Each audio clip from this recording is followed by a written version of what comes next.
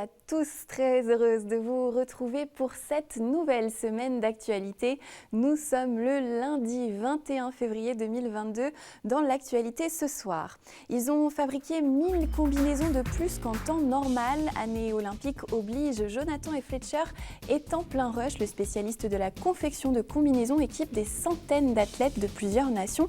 Reportage à suivre. Et puis l'année 2021 a été une année noire pour elle. Les abeilles reviendront-elles en forme ce printemps? Nous en parlerons avec notre invitée du soir, Chloé Juge, technicienne pour l'association de développement de l'apiculture en Auvergne-Rhône-Alpes. Les JO de Pékin sont terminés et bientôt les Jeux paralympiques vont débuter. La période est donc chargée pour Jonathan et Fletcher, le spécialiste haut-savoyard du textile outdoor et des combinaisons de compétition, a confectionné les tenues de centaines d'athlètes. Les 20 employés basés à Annecy-le-Vieux ont ainsi travaillé pour une trentaine de nations et une dizaine de disciplines au total. Reportage de Marine Schneider. Encore quelques combinaisons et le colis sera prêt à partir pour Pékin. Là, on est sur les dernières pièces des combinaisons paralympiques pour l'équipe de France. Je m'occupe de mettre la mousse dans la combinaison afin de protéger. En fait, la mousse, c'est ce qui protège le coureur quand il tape dans les portes. Je fais attention que la mousse soit bien mise pour ne pas gêner le skieur. Chez ce fabricant de textiles outdoor, c'est le grand rush pour livrer les combinaisons des athlètes paralympiques.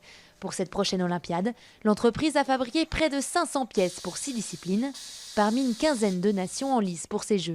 Tous les 4 ans, au moment des Olympiques, on a forcément un petit surcroît de production qui est dû aux commandes exceptionnelles liées aux Jeux Olympiques. Les athlètes, les coureurs courent avec des designs, des combinaisons spécifiques aux Jeux Olympiques, liées à une réglementation qui est vraiment spécifique aux Jeux. Ça nous amène un peu plus de production. À titre informatif, pour les derniers Jeux Olympiques, on a produit 1 millier de pièces sur une dizaine de sports différents pour 33 nations. Un événement mondial qui représente près de 15% d'activité supplémentaire pour la société. Mais pour Jonathan et Fletcher, la saison ne fait que commencer.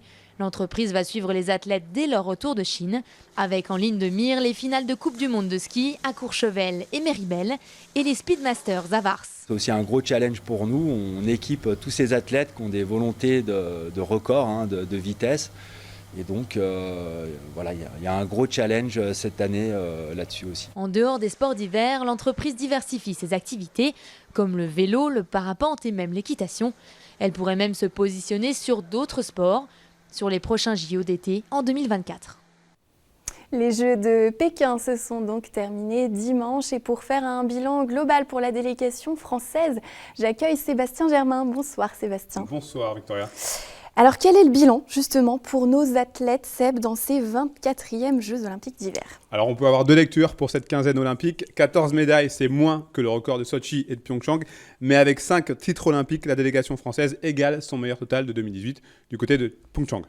Alors parlons justement des médaillés olympiques d'abord. On commence avec le héros français de ces Jeux en biathlon. Quentin Fillon-Maillet aura marqué de son empreinte ces Jeux donc avec 5 médailles, 2 en or en poursuite et en individuel et 3 en argent, le tout en 6 courses, puisque seul la mass start, où il a terminé 4e, lui a résisté.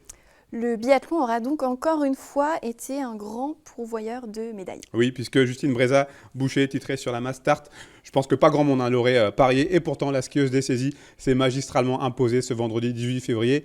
On notera également la réussite des relais avec l'argent sur le relais mixte et l'argent sur le relais masculin. Enfin, Anaïs Chevalier-Boucher a, elle, décroché l'argent sur la course individuelle. Et puis, ce fut la consécration en danse sur glace également. Après leur très frustrante 2e place en 2018, Gabriela Papadakis et Guillaume Cizeron sont sacrés champions olympiques avec un record du monde à la clé. Félicitations à eux. Antoine Deneria a donc un successeur. Oui, on l'a entendu, Antoine Deneria dans le journal la semaine dernière. Ça faisait 22 ans que la France attendait cela. Un champion olympique en ski alpin. Clément Noël a mis donc fin à cette trop longue attente en reportant le slalom mercredi 16 février. Au total, la France a donc 7 médailles d'argent. Oui, puisqu'en plus de celles que j'ai déjà citées, je rappelle les titres de vice-champion olympique de Johan Claret, qui est devenu, pour le coup, le médaillé olympique le plus âgé de l'histoire en ski alpin. On aura d'ailleurs un reportage cette semaine, puisqu'il sera fêté du côté de Tignes. Tess Le Deux en big air et Chloé Trespeuch en snowboard cross sont également montés sur la 2e marche du podium. À noter 3 athlètes de chez nous, Tignes, La Plagne et Val Thorens. Et puis on termine avec les médailles de bronze. Elles sont au nombre de 2. Mathieu Fèvre en géant et le relais masculin en ski de fond sur le 4 x 10 km. Après toutes ces réjouissances, Seb, un mot quand même sur les déceptions. Il y en a eu aussi. C'est toujours difficile de parler de déception pour ces champions et ces championnes, mais c'est vrai que Tessa Worley aurait mérité de décrocher une médaille olympique. Ce ne sera pas le cas puisqu'elle a annoncé qu'il s'agissait de ses derniers JO. On savait également que la saison d'Alexis Pinturo était compliquée. Ces 2 semaines en Chine l'ont confirmé puisque le tenant du gros globe de cristal doit se contenter d'une 5e place ex aequo sur le géant comme meilleur résultat. Le géant qui est pourtant son épreuve de prédilection. L'équipe de France masculine de ski cross, elle aussi, est passée, on peut le dire, à côté de cette compétition avec un seul Français en demi-finale alors qu'ils étaient 4 sur la ligne de départ. Et enfin, une déception au niveau du résultat, pas au niveau de la manière. La 4e place de Perrine Lafont en ski boss qui ne réalisera donc pas la passe de 2. On espère retrouver une grande partie de ces champions dans 4 ans pour les prochains JO. Ça se passera plus près de chez nous, du côté de Milan et à Cortina d'Ampezzo en Italie, du 6 au 22 février 2026. Et qui sait, peut-être que 8 Mont Blanc sera sur place pour pouvoir, on espère évidemment, pour pouvoir vous faire vivre ces Jeux olympiques de plus près. Mais avant, on n'oublie surtout pas les Jeux paralympiques avec là aussi de grosses chances de médailles puisqu'on se donne rendez-vous du 4 au 13 mars prochain. On aura évidemment l'occasion d'en parler sur notre antenne avec notamment pas mal d'athlètes locaux.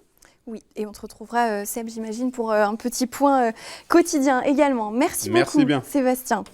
Elle estime que 450 tonnes de déchets sont abandonnés sur les pistes de ski chaque année.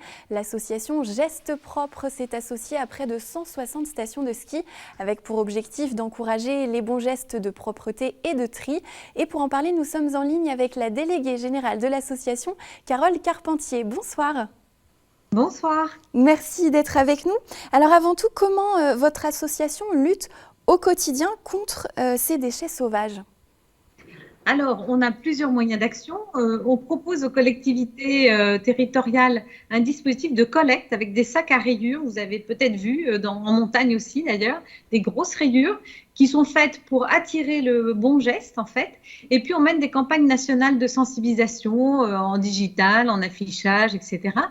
Et on a également des programmes de sensibilisation, notamment un qui va vous intéresser puisqu'il est dédié aux espaces naturels qui s'appelle « Gardez et triez vos déchets ». Et ce sont des panneaux qu'on dispose là où on ne peut pas mettre de poubelle. Ce sont donc des panneaux de sensibilisation et qui dit le message très simple suivant: respectez la nature de ce lieu, gardez et triez vos déchets. En un mot, si vous avez votre barre de céréales, vous mettez l'étui dans votre poche, votre mégot de cigarette dans un petit cendrier de poche et vous triez ça plus tard à la maison. Parce que ces espaces naturels sont fragiles et que malheureusement, comme vous le disiez, on déplore 100 kilos de déchets sur les pistes par kilomètre. 100 kilos par kilomètre. Alors justement, concrètement, qu'est-ce que vous avez proposé à ces stations avec lesquelles vous êtes associés pour essayer de lutter contre ces déchets qu'on retrouve sur les pistes ? Alors, on a 21 stations qui sont autour du Mont Blanc, sur votre territoire, qui utilisent notre dispositif de collecte, donc nos sacs poubelles, qui sont éco-conçus, imprimés à l'encre à l'eau avec le nom de la station la plupart du temps. Ça représente beaucoup de sacs. On a par exemple aussi des stations comme Saint-Gervais qui proposent le tri. Et puis qui utilisent nos petits chalets de collecte qui sont des jolies petites poubelles en forme de chalet.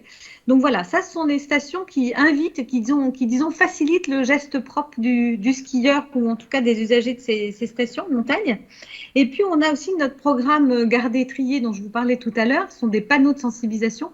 Et là on a 3 stations, je crois, 2 stations dans vos environs, à La Clusaz et Arèche-Beaufort, qui ont le dispositif Garder et trier, qui ont choisi de l'installer sur les points un peu critiques sur lesquels ils ne peuvent pas mettre de poubelle.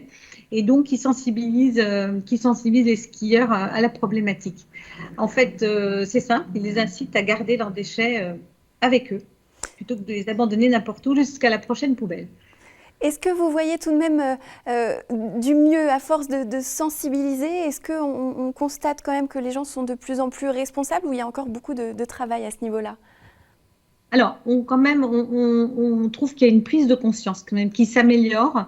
Parce que ça fait quand même 50 ans qu'on se bat sur le sujet et qu'on a plein d'autres ONG comme Mountain Riders qui sont très dynamiques.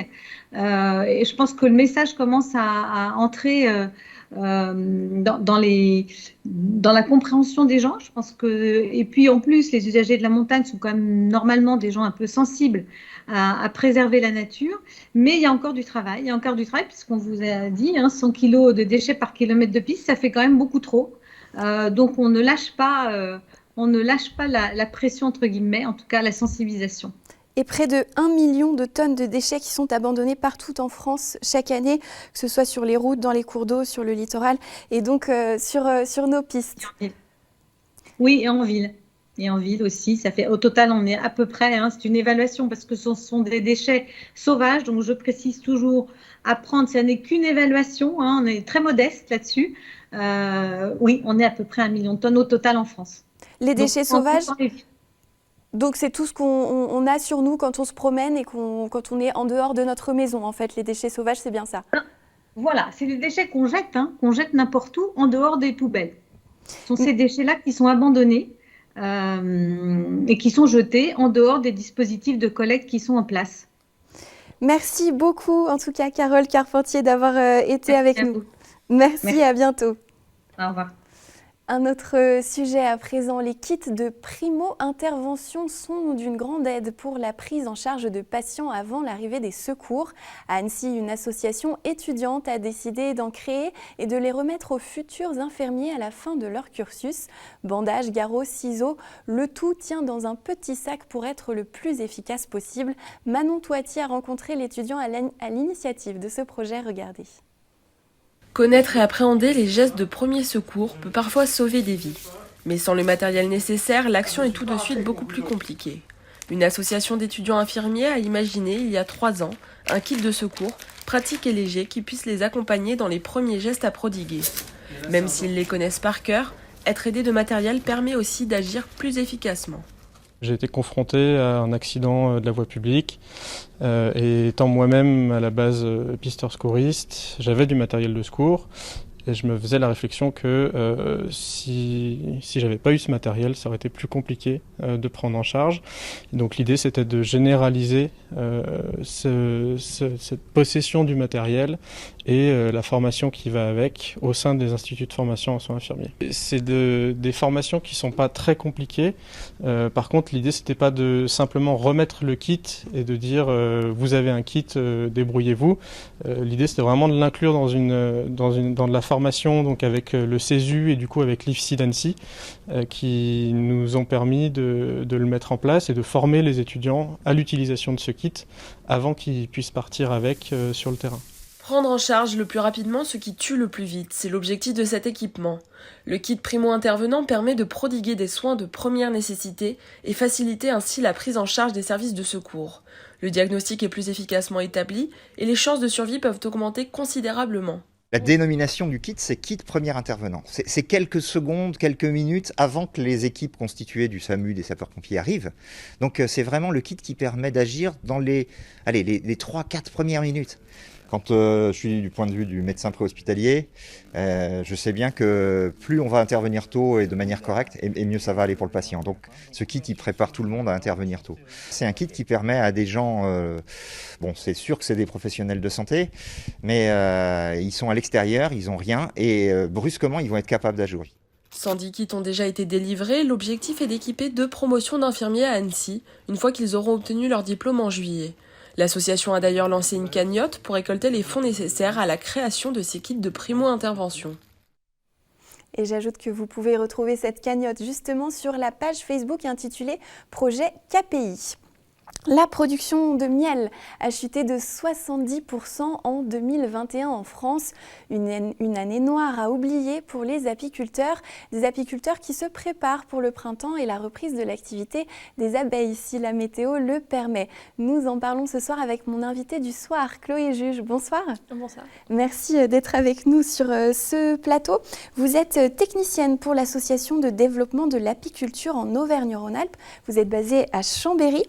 Avant toute chose, quelques mots sur l'association.